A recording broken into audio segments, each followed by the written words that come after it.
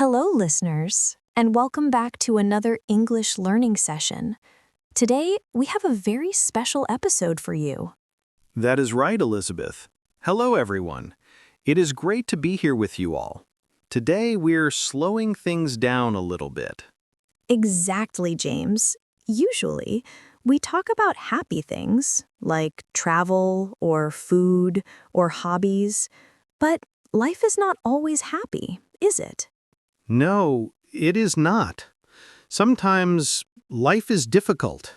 Sometimes we feel sad. And as an English learner, you need to know how to express those feelings too. That is right. So today, our topic is talking about sad moments.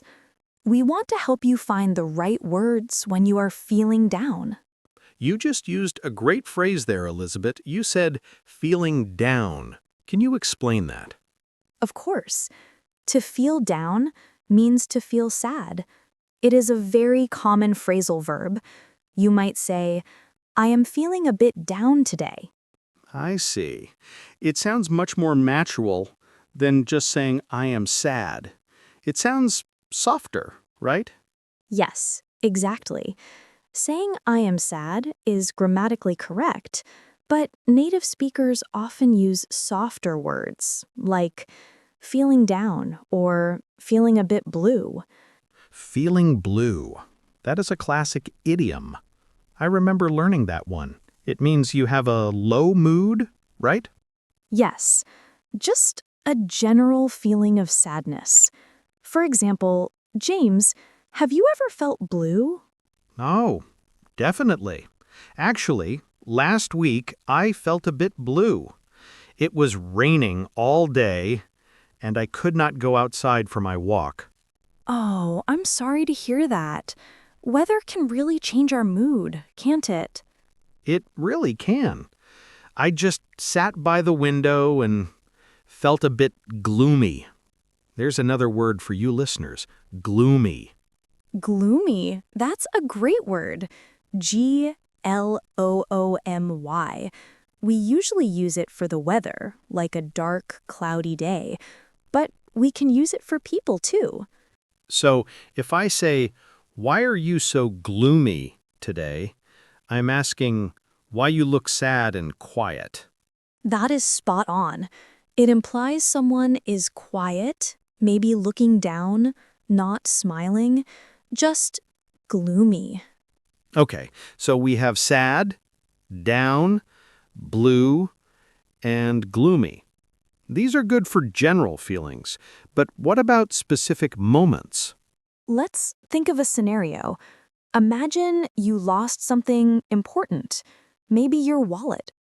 Oh no, that is a terrible feeling. I would panic first, but then I would feel very upset. Upset is a very useful word. It's stronger than sad. It means you are emotionally disturbed.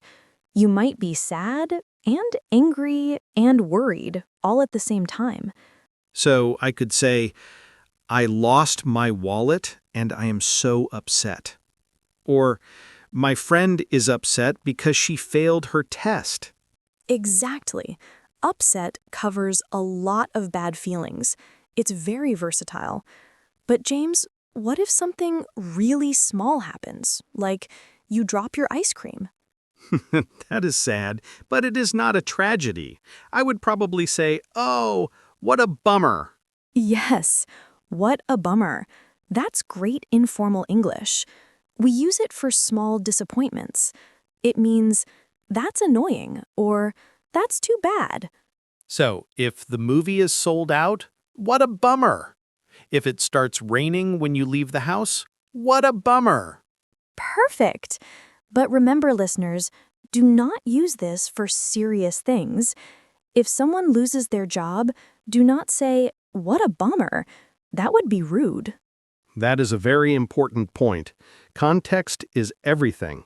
So, Elizabeth, what should we say if someone shares bad news? This is the most important part of our lesson today. Showing empathy. Empathy means understanding another person's feelings. So, if I tell you, Elizabeth, I lost my job yesterday, what do you say? I would say, "Oh, James, I am so sorry to hear that. That must be really hard for you." That felt very comforting. You used the phrase, I am so sorry to hear that. Is that an apology? No, not at all. I did not do anything wrong. In this context, sorry means I feel sadness for you. It expresses sympathy, not guilt. I am so sorry to hear that. Listeners, please repeat that with us. I am so sorry to hear that. Good. And Elizabeth added another phrase. She said, that must be really hard. Yes, that phrase validates their feelings.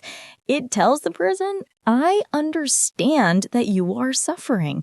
It is a very kind thing to say. Let's try another scenario. Maybe something related to relationships. That is a common cause of sadness. Sadly, yes. Breakups are very painful. When a relationship ends, we often use the word heartbroken. Heartbroken. That is a powerful word. It literally means your heart is broken into pieces. It describes deep, deep sadness. Imagine a friend comes to you. She is crying. She says, "He left me. I am absolutely heartbroken." In that moment, you cannot just say, cheer up. That is not helpful, right? No, never say tear up to a heartbroken person. It feels dismissive, like you want them to stop feeling their emotions. So what is better? Maybe I am here for you. Yes, that is perfect. I am here for you means you are not alone. I will support you. It is simple but powerful. Or maybe, do you want to talk about it? That is also good. Give them the option. Sometimes people want to talk. Sometimes they just want to be quiet. Let's talk about crying. Elizabeth, is it okay to talk about crying in English? Absolutely. It is a natural human reaction. We have a few interesting phrases for crying.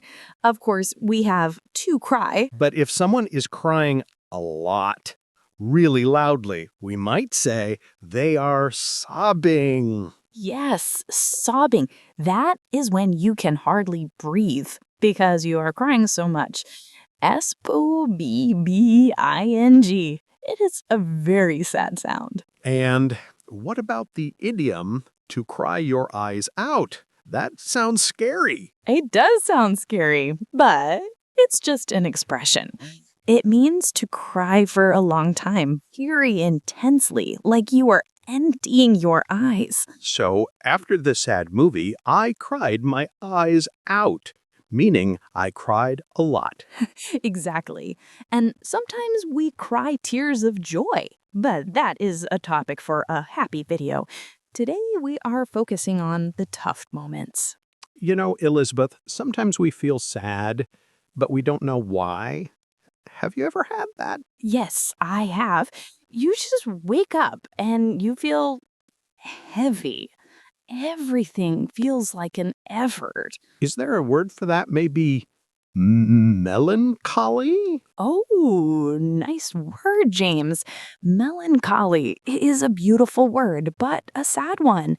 It is a feeling of pensive sadness, often with no obvious cause. It sounds very poetic, like looking at the rain and feeling melancholy. It's not sharp pain, it's just quiet sadness. Yes, quiet sadness. That is a good description. Another phrase for this mood is feeling out of sorts.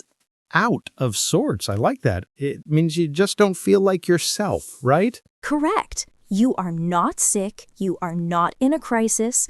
You are just out of sorts. Maybe you are tired or a bit grumpy.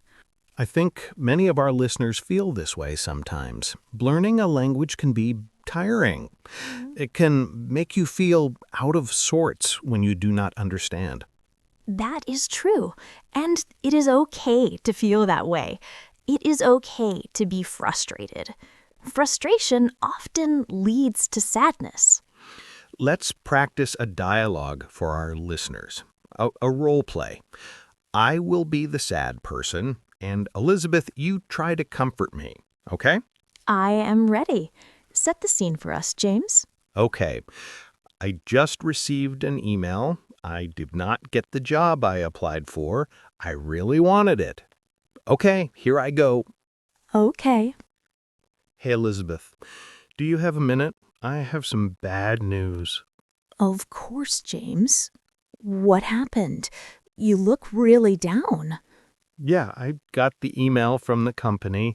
They rejected my application. I'm just really disappointed.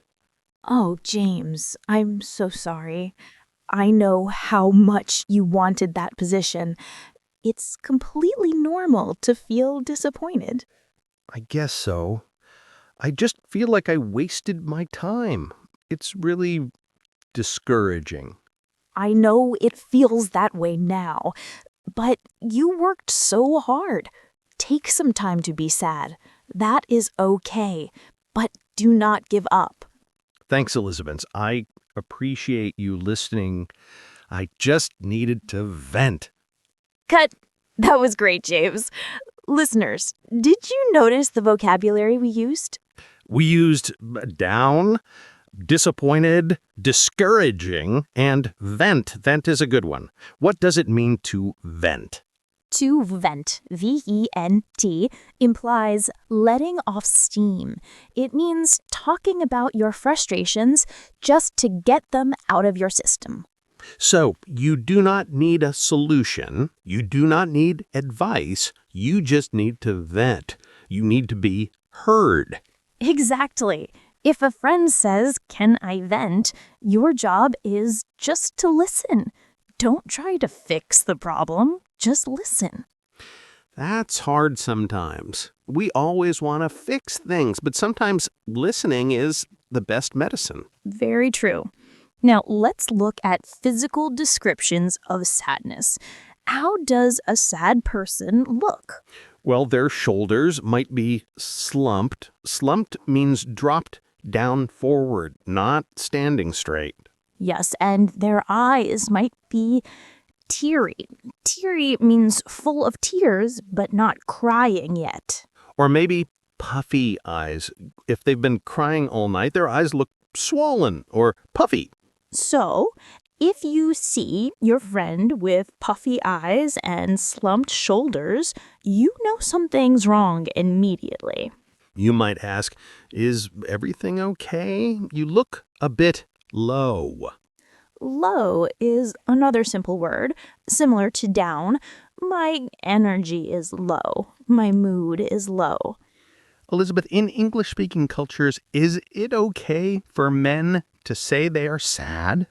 That's a very good question. Historically, maybe not. But today, absolutely yes. Mental health is very important. It is seen as strong to talk about feelings now. And it's good to hear. So saying, I'm feeling overwhelmed is perfectly acceptable for anyone. Overwhelmed, that's a big word. Let's break it down. It means you have too much emotion or too much pressure and you can't handle it.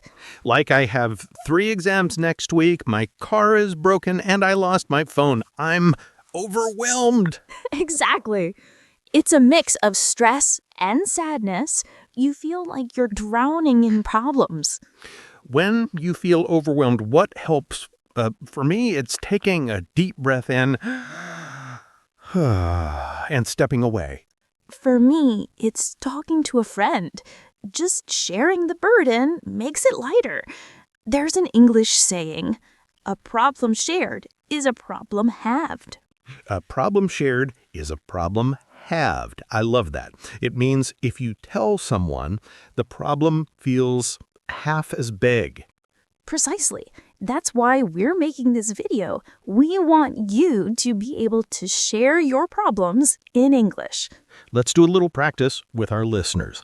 We will say a sentence, and we want you to repeat it during the pause. Are you ready? I've been feeling a bit down lately.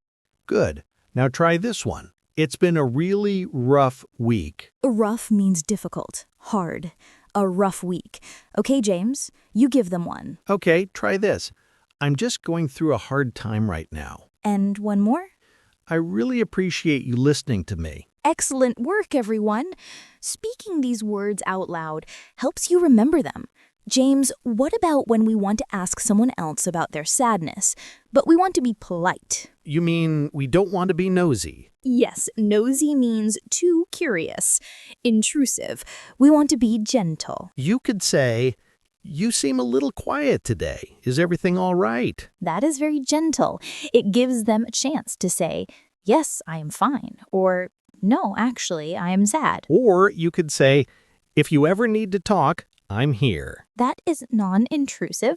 It puts the ball in their court, meaning it is their decision. Let's talk about mixed emotions.